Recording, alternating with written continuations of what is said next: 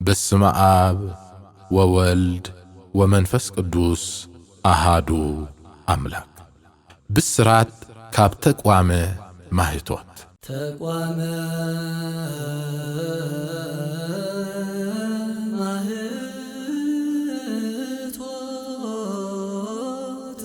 ተቋመ ማህቶት ተቋመ ማህቶት ትብል ሓዳስ መንፈሳዊ ቻነል ኣብ ኤርትራ ብዘለዉ መምህራን ቤተክርስቲያን እትዳሎ ኮይና ኣብ ዩቲዩብ፣ ቲክቶክ፣ ኢንስታግራም፣ ፌስቡክ ኣብ ዝሓድሽ ዓመት 2026 ዓመተ ምህረት ፈረንጂ ክዝርጋሕ ስለ ዝኾነት ኩልኹም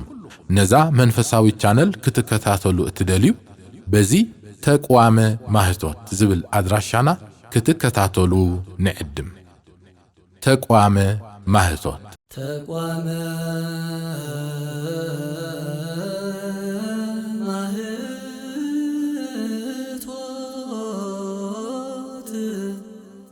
ተዳልዮም ዘለዉ መደባት ቀዳማይ ተቋመ ጸሎት። ተቋመ ጸሎት ኣብ ዝብል መደብና ክንሕጎስ ክንሓዝን ክንረክብ ክንስእን ክንድቅስ ክንትንስእ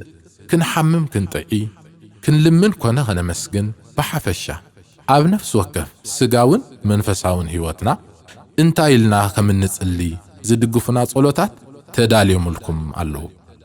ተቋመ ማህቶት ጸልማት ለይቲ ቐንጢትካ ብርሃን መዓልቲ ብምሃብ ብሰላም ማደቂስካ ብሰላም ዘተንሳእኻኒ እግዚአብሔር ጐይታ ኩሉ ፍጥረት እመስግነካ ኣለኹ። በዛ ለይቲ እዚኣ ደቂሶም ዘይተንስኡ ብዙሓት እዮም። ንዓይ ግና ብምሕረት ከሊልካ ኣብ ምድቃሰይ ሓሊኻ ኣተንሳእኻኒ። ከምዚ ካብ ጸልማት ለይቲ ዝተንሳእኹ ካብ ግብሪ ጸልማት ዝኾነ ሓጢኣት ክትንስእ ብብርሃን ጽድቂ ክመላለስ ደግፈኒ። ካልኣይ ተቋመ ስም። ኣብዚ መደብ እዚ ስም ይመርሕ ጥዋፍ የብርህ ከም ዝበሃል ትርጉም ኣስማትኩም እትፈልጡሉ፣ ኣወጻጻ ኣስማት እትመሃሩሉ፣ ካብ ጉጉይ ኣስማት እትእረሙሉ፣ ታሪኽን መበቆልን ኣስማት እትድህስሱሉ፣ ኣገዳስነት ኣስማት ንጉዕዞ ህይወት ትገንዘቡሉ፣ ብሓፈሻ ባህላውን ሃይማኖታውን ኣስማትና ኣዛሚዱ ዝምህር መደብ እዩ። ተቋመ ማህቶት እዚ ኣብ ተቋም ማህቶት ዝብል መደብ ተቋመ ስም ብዝብል ንኡስ ኣምዲ ብዛዕባ ስም ኣስፊሑን ኣዕሚቑን ዝምህር ፍሉይ መደብ እዩ። እዚ መደብ ሒዘልኩም መጽየ ዘለኹ ኣነ መምህር ሚካኤል ፍትውየ ንሎሚ ኣብ ቀዳማይ ክፋል ሒዘልኩም መጽየ ዘለኹ 13 ኣስማት ኮይኖም ናይቶም ወርቃውያን ዝኾኑ ኣስማት ቀዳሞት ኣቦታት እዮም። ኣዳልየልኩም ዘለኹ ድማ ናይ ነፍሲ ወከፍ ስም 10 መግለጺ ዘጠቓለለ እዩ። እዚ ድማ ነፍሲ ወከፍ ስም ኣደማምጽኡ፣ ኣጸሓሕፍኡ፣ መበቆል ቋንቋኡ በቲ ስም ዝጽውዑ ካልኦት መን ኣለዉ፣ ንናይ ቋንቋ ወይ ከዓ ጾታ ይወፅእ፣ ትርጉሙ፣ ሓጺር ታሪኹ፣ መወከሲኡ፣ በዚ ስም ዝጽውዑ ምኽሪ፣ ነዚ ስም ዝኸውፅዎ ንዝደልዩውን ምኽሪ ብሓፈሻ ነፍሲ ወከፍ ስም 10 ነጥብታት ዘጠቓለለ እዩ ማለት እዩ። ትዋት ተኸታተልቲ እዞም ንሎሚ ሒዘዮም መጽየ ዘለኹ 13 ኣስማት መብዛሕትኦም ክሳብ ሕጂ ዘመናውያን ኮይኖም ዝቕጽሉ ዘለዉ ክኾኑ ከለዉ ገሊኦም ድማ ወፂኦም ዘይፈልጡ ዘይተለምዱ እዮም። ብሰላም ጀሚረ ብሰላም ክፍጽም እግዚአብሔር ብረድኤቱ ይደግፈኒ፣ ንስኻትኩም ብጸሎት ደግፉኒ። ቀዳማይ ስም ሒዘልኩም መጽየ ዘለኹ ደስ ዘብል ስም ኣቦና ኣዳም ናይ ኣዳም ዝብል ሽም እዩ። ኣደማምጽኡ ብግእዝን ብትግርኛን ጠቢቑ ኣዳም ይብል፣ ብእንግሊዝ ድማ ከይጠበቐ ኣዳም ይብልዎ። ኣጸሓሕፍኡ ከምዚ ይመስል። ኣዳም ዝብል ስም ንወዲ ዝወፅእ ኮይኑ ክሳብ ሕጂ ተፈታውነቱ ዘይሃሰሰ ፍሉይ ስም እዩ። ኣዳም ዝብል ትርጉሙ እንታይ እዩ እንተዳኢልና ምሁራን ቋንቋ ግእዝ ከም ዝገልጽዎ ኣዳም ማለት ኣደመ ካብ ዝብል ግእዛዊ ግሲ ዝተረኽበ ስም ኮይኑ ጽቡቕ፣ ምጡን፣ ህያው፣ ምልኩዕ ወይ ከዓ መልክዕ ኣምላኽ ዘለዎ እስትንፋስ ዘለዎ ማለት ብምባል ይትርጉሙ እዮም። ምሁራን ቋንቋ ዕብራይስጥ ድማ ኣዳም ማለት ቴክን ፍሮም ዘ ሬድ ኤርስ ካብ መሬት ዝተረኽበ ናብ መሬት ዝምለስ ናይ መጀመርያ ፍጥረት ማለት ይብሉ። ምሁራን ትርጓሜውን ምዝ ናይ ዕብራይስጥ ትርጉም ዝሰማማዕ መሬት ስርግው ወይ ከዓ መሬት ዘተሰገወ ካብ መሬት ሰብ ዝኾነ ዝብል ትርጉም ይህብዎ። ስለዚ ዝያዳ ብኣፈጣጥርኡ ምዝ ናይ ምሁራን ዕብራይስጥን ትርጓሜን ዝገልጽዎ ትርጉም ክሰማማዕ ከሎ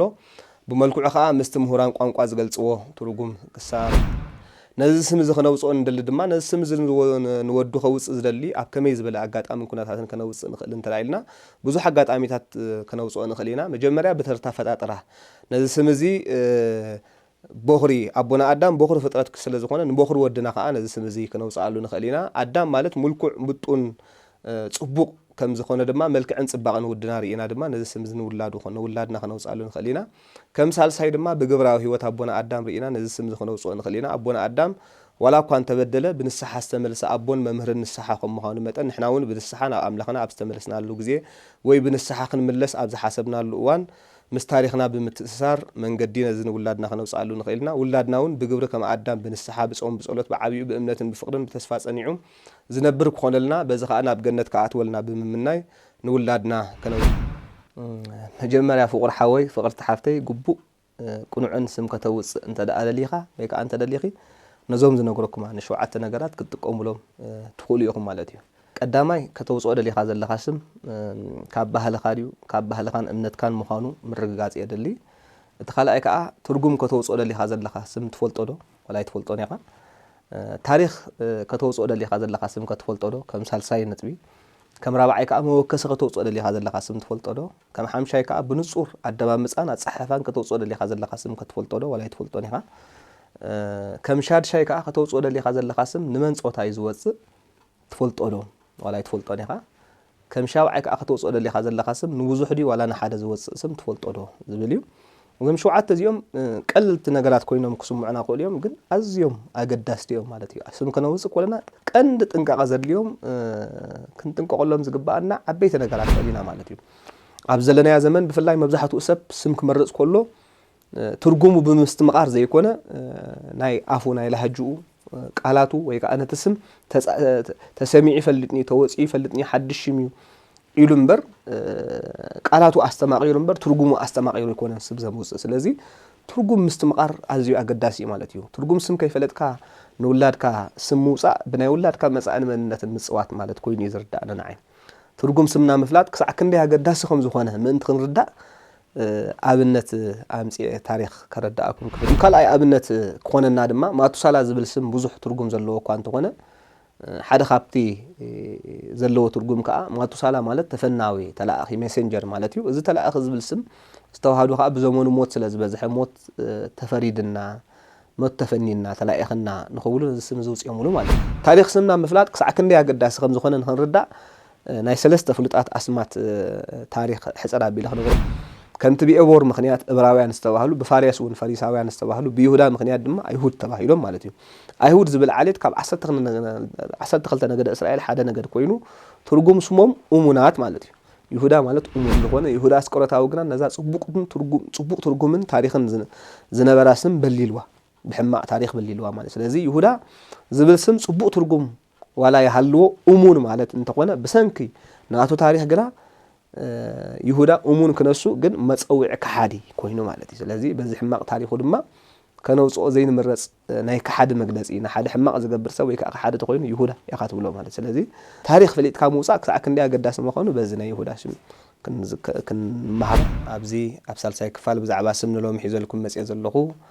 12 ፍሉያት አስማት ቀዳሞት አቦታት ኮይኖም ተዳልዮም ዘለው መግለጽ ድማ ከም ዝቀደመን ነፍስ ወከፍ ስም 10 ነጥብታት ዘጠቃሉ አሰሮ ምጥለን አቦታትና ከምስሉ ከለው ስም ይመረህ ጥዋፍ ይብርህ ይብሉ ስምና መራሕን መብራሃትን ህይወትና እዩ ስምና መራሕን መብራሃትን ህይወትና ኸውን ተኮይኖኻ ብዛዕባ ብዙሕ ክንፈልጥን ከነጽንዕን ይግባአና እዩ ስለዚህ ብዛዕባ ስም ዝምልከት ካብ ብዙሓት መጽሓፍቲ ተወኪሰ ከም ፈቃድ እግዚአብሔር ብዓቅመይ ዕሙቕ ዝበለ መጽናዕት ብምግባር አዳልልኩም ኣለኹም ካብኹም ድማ ሃናጽ ርእይቶምን ሓን ባህላውን አስማትና ብዘለዎም ትሕስቶ ትርጉምን ዝወጽሉ ምኽንያትን እንተ ደኣ ከፋፊልናዮ ኣብ 17 ክፍልታት ሎሚ ሒዘልኩም መጽየ ዘለኹ 5 ክፋል ብዛዕባ ትርጉም ስም ኮይኑ አስማት 10 ፍትዋት ደቂ አቦና ያዕቆብ እዮም ተዳልዮም ዘለዎም መግለጽ ድማ ከም ዝቀደመ ነፍስ ወከፍ ስም 10 ነጥብታት ዘጥውየ ፍትዋት ተኸታተልቲ ዝመደብ ዝተቋም ሎሚ መጽናዕቲ ገይረ ሒዘልኩም መጽየ ዘለኹ ስም ንኸይንርስዕ ዝጠቕሙ ሳልሳይ ተቋመ ተስእሎ ኣብዝብል መደብና ብፉሉይ ካባኻትኩም ካብ ተኸታተልትና ንዝቐርቡልና ረቀቕትን በዳህትን መንፈሳዊ ሕቶታት ግቡእን ርትዓውን መልሲ እትረኽቡሉ መደብ ኮይኑ بتوسخ سفيح قال እግዚአብሔር اتمهرلو أقداسن እዋናውን መደብ እዩ ሰላም እግዚአብሔር ምስኩላትና ይሁን ኣብ ኩሉ ኩርናዓት ዓለም ኮይንኩም ተከታተሉና ደለኹም ክቡራን ተከታተልቲ ተቃዋሚ ማህቶት ሎሚ ኣብ ተቃዋሚ ማህቶት ቻነልና ተስእሎ ተቃዋሚ ዝብል ሓድሽ ንሕቶን መስል መደብ ሒዝናልኩም መፂናልና እዚ ንዓኻትኩም ንምእመናን ሕቶታትኩም ብምምላስን ዝተፈላለዩ ምኽሪ ብምሃብን ዝዳሎ ኣዝዩ ኣገዳስን መሃርን መደብ እዩ ኣብ ኦሪት ዘዳግም ምዕራፍ 32 ፍቅዲ 7 ተሰኣሎ ለአቡከ ወይነግረከ نبوخا حتى تمو كمل سلكاي بزبل تيما كم مريح تقصنا إذا مدامنا حيزنا كيدينا مساحاتكم زلنا أنا سوليانا تسفاي مسحوي ممهر رئيسهم حدشينا نحتو ذات نظمو لسلنا دما أبونا مقابي حديث كأسيس ميكائيل فتوي ممهر ترقامي متحفتيا كم نايمجي مرتا مدامنا مسارت حيزنا لكم مزينا زلنا بزعوة كريستياني بزح سب بمهنيات حدياتون سرحون نبت هرسيان دايما تعلمو نبت هرسيان كما تزلوس ماني من يزخيدنا بيت እግዚአብሔር إلنا مسنا حتت كابتوم حزب كريستيان بعين حق انت دارينا مالتي كخول زي بيقولوا حق ስለዝኾነ كابتوم እንخيد زي كودو يوزح زي نخيد يوزحوا مالتي ኣብ ቤተ ክርስቲያን ተዳኺድና ክንደርብዕና ይቶም ኣብቲ ከባቢ ወይ ከዓ ኣብትخلل ዘለው ወይ ከዓ ኣብትዓዲ ዘለው ኣይኮኑን ዝመፁ ክንደርብዑና ይመፁን እዮም ማለት ስለዚ ብዙሕ ሰብ ብዝተፈላለየ ምኽንያት ኣብ ቤተ ክርስቲያን ኣይመፅን نتوم زي موسو كن ريوم من دحر كوينا خا بخمي من قدينا نتأمتهم بيت كريستيان بخمي من قديات أمتهم تلاقينا بيت كريستيان زي موسو سبات بوزح من قديهم مالتي قلنا لابيلنا أكل التنتلا مقلنا يوم كأنت يوم توم بيت كريستيان زي موسو مالتي وحفشة قال يوم كموسو ندادليو زي موسو لو كموسو ندادليو جن زي موسو لو مالتي قال يوم كموسو زي دليو جن زي موسو مالتي كموزي دلنيام زي ممسوم كأ مخنيات على مالتي هي مخنيم كموزو خا زي دليلو سلازي بيت كريستيان كل تعينت يوم مالتي توم زي موزو كموزو دليو حرر رولو جن بستفلالي ناي سقفتاريو بستفلالي من قدي زي موزو مؤمنان علو دليو جن زي موزو كاله توم كموزو زي دليو جن كأ زي ممسوم مخنيات زقربو كأ علو مالتي حفشاوي كم حزب كريستيان نحنا هيوتنا أبي علو مسمونه مينا كلاتنا خنفتشي قبعنا مالتي بيت كريستيان توم كموصو النادليو زي موصو مبزحته تدارينا بشجر بخنياتي مالتي برحق خو نخل بيت كريستيان زي بيقولوا بوتا خو نخل كالكا ناوشطاو شجروم مالتي بتوشطاو شجروم نتايو ننفسهم بقى بيت كريستيان كم زي بقى سبير يوامبو كم حاتياتنيا يريوامو بدحريو او تخيدس سب كنت خبلني كانس كم يجي بيت كريستيان خيد كم يجيرو املاخ سمع النزبل حلنا يحزون سلازي بحاتياتهم مخنيات دي وشجر مخنيات دي بيت كريستيان زي موسو بزحت الله كم ممهرنا بيت كريستيان كم عدوم زدلي كم مخرون زدلي بيت كريستيان كلها مالتي بيت كريستيان كلها بيت كريستيان هوسبيتال لاي نفسها بيت مدهنيت يا مالتي سلازي حمام حاتيات زحمه مسب بحاتيات زرس حسب كعرف الله كحاوي الله زلوا اكوادا زياده كمان بيت كريستيان سسرعت نصادقانا يكونت النحات انيا مالتي حرا يبونا بحق بيت كريستيان هذا سب 7 ساعات كتصلي ازازيمو زين 7 ساعات ببهلا عينتين ኣብ ኦሪት ዘፍጥረት ምዕራፍ 3 ፍቅዲ 22 እግዚአብሔር ኣምላኽ ድማ እንሆ ኣዳም ከም ሓደ ካባና ጽቡቕን ክፉእን ዝፈልጥ ኮነ ዝብል ጽሑፍ ኣሎ ኣብዚ ቃል ከም ሓደ ካባና ኮነ ማለቱ ጽቡቕን ክፉእን ዝፈልጥ ኮነ ዝብልን ኣዳም ሓጢያት ገይሩ ከሎ ከመይ ኢሊ ከም እግዚአብሔር ኣምላኽ ክኸውን ይኽእል ዝብል ሕቶ ይልዕለልካይሞ ነዚ ከተብርሁልና ክቡራን ተኸታተልትና ነዛ ተቋም ማህቶት እትብል ሓዳስ መንፈሳዊ ቻነልና ላይክ ሼር ሳብስክራይብ ብምግባር ከተተባብዑና በአኽብሮት ንሓትት ተቋም ማህቶት